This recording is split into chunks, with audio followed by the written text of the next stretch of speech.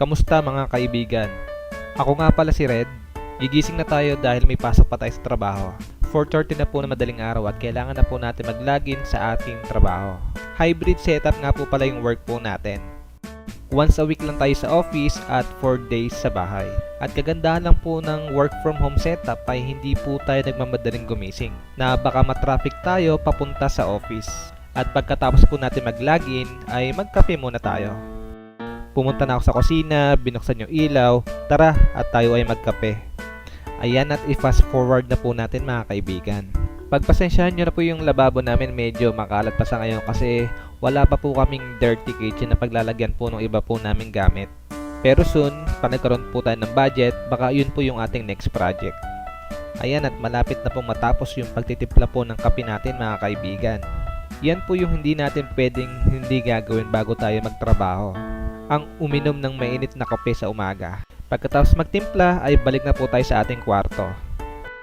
Ayan at eksaktong alas 5 na po ng madaling araw at tayo ay magtrabaho na po mga kaibigan. After 2 hours, lunch break na po natin mga kaibigan. At kung makikita nyo sa labas ay umaga na at si nanay ay nagluluto na po ng almusal na kakainin po namin. Yan ang almusal namin ngayong araw. Sopas na bagong luto at talaga namang napakasarap kumain ng sopas sa umaga. At talagyan pa yan ni nanay ng itlog para lalong sumarap yung ating sopas. Ayan at mag-prepare na din po tayo ng ating inumin. Ayan. Ready na po yung ating sopas at tayo ay kumain na mga kaibigan. Pinauna na po pala ako ni nanay kumain dahil si tatay ay natutulog pa at ako daw po ay mauna na dahil marami pa po akong gagawin. Dahil maglilinis pa tayo sa labas mga kaibigan. Ayan, pagkatapos kong kumain ay dumiretso na ako sa labas para tignan yung mga halaman ni nanay. At didiligan ko na rin po yan mga kaibigan. Fast forward na po agad natin mga kaibigan at isa-isahin po nating diligan yung mga halaman ni nanay. At itong aso ko talagang humiga pa sa gitna ng ating pintuan. At pagkatapos po pala natin magdilig ng halaman ay magwalis din po tayo ng ating garahe.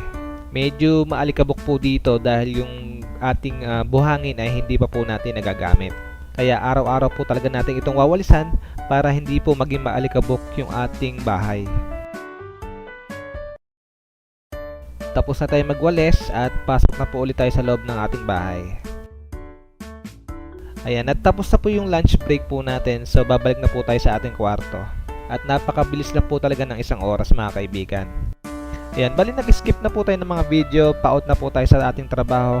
Alas 2 na po ng hapon at tayo ay lalabas po ulit ng ating bahay. At magbabike nga po pala tayo mga kaibigan. At ito yung gagamitin natin. Yan, at araw-araw po pala tayo nagbabike mga kaibigan kasi para ma-exercise po yung katawan natin. Dahil 8 hours po tayo nakaupo, kailangan po natin gumawa ng mga physical exercise po katulad ng pagbabike. Kahit mga 30 minutes per day, okay na po yun. Basta pagpawisan po tayo mga kaibigan. Ayan, at simulan na po natin magbike at yung aso ko dyan ay gustong sumama pero hindi po yan makakasama dahil nakabike po tayo mga kaibigan. Hindi ko po kasi yan nasanay na sumama po sa atin kung tayo po ay magbabike. Ayan, at after 30 minutes ay nakabalik na po tayo at yung aso po natin ay nag-aantay po sa labas po ng ating gate. Minsan ay pinapalabas ko din po yan para hindi rin po siya may stress. At pagkatapos po natin makauwi ay magwawalis naman po tayo ng ating bahay. At araw-araw din po natin ginagawa yan kasi medyo maalikabok po sa lugar po natin. Yung screen po ng pinto natin ay laging bukas. Kaya minsan ay mayroon din po talagang pumapasok na alikabok sa loob po ng ating bahay. Medyo napagod at pinagpawisan po tayo sa pagbabike at paglilinis at naalala ko meron nga po pala tayong ice cream sa loob po ng ating ref. At chocolate flavor pa yun at yun yung paborito ko talagang flavor ng ice cream. At makakuha na nga ng malaking tasa at pupunuin ko to ng ice cream. At syempre, kailangan din po natin ng kutsara. Ayan, at ano pang inaantay natin, lantakan na natin yung ating ice cream. Ayan, hindi ko gaano pinuno yung ating tasa kasi babalik pa tayo na isa pa. At umupo na tayo sa ating trono mga kaibigan. Syempre, maganda kung manonood din tayo ng TV habang kumakain tayo ng ice cream. Napakasarap talagang kumain ng ice cream lalo na kung favorite flavor mo ito. Yun lang. Once again, this is Red. See you when I see you. Salamat!